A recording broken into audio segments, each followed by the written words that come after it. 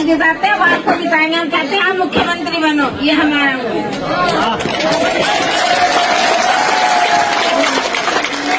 एक काम की बात सुन लो, क्योंकि मैं यहाँ और पत्रकार साथी भी खड़े हैं, इनको भी पता होना चाहिए कि इनके क्षेत्र में क्या चल रहा है।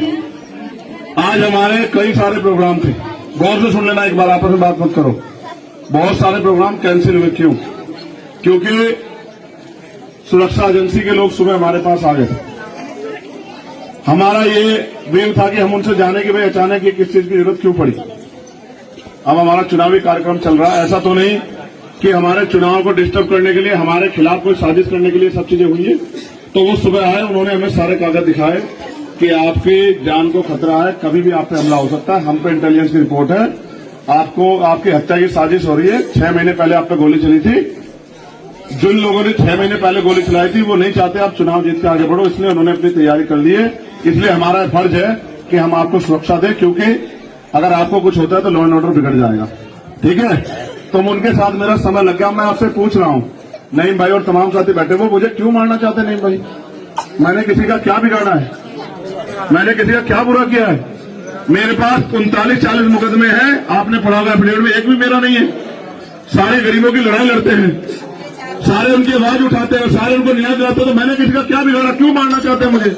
मेरे मरने से किसको फायदा और किसको नुकसान है, आप सब जानते हो। मैं मौत से नहीं डरता मेरे भाइयों, मौत तो एक दिन आएगी, आप इस बात को याद रखना। मैं मौत से नहीं डरता, मगर मैं आपको ये कह रहा हूं, जब तक जिएगा चंद्रशेखर आजाद शेर की तरह जिएगा। मेरी बात को आप याद रखना, मेरी बात याद रखना।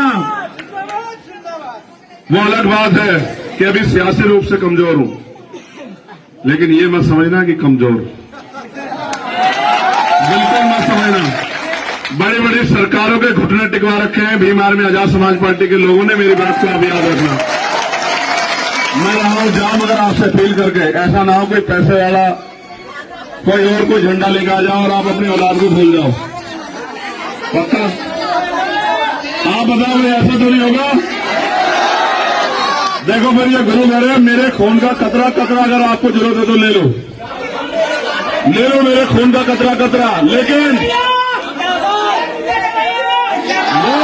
वो आपकी आवाज को दबा के खत्म करना चाहते हैं। क्या आप इस आवाज को दबने दोगे? सोच लो, ऐसा होगा आपकी बस्ती में आके कहेंगे जिन मुस्लिम के भरोसे थे, जिन पिछड़ों के भरोसे थे, जिन किसानों के भरोसे थे, वो तो दूसरी पार्टी को वोट दे रहे हैं। सियासी लोग, याद रखना, आके इस बस्ती में कहेंगे।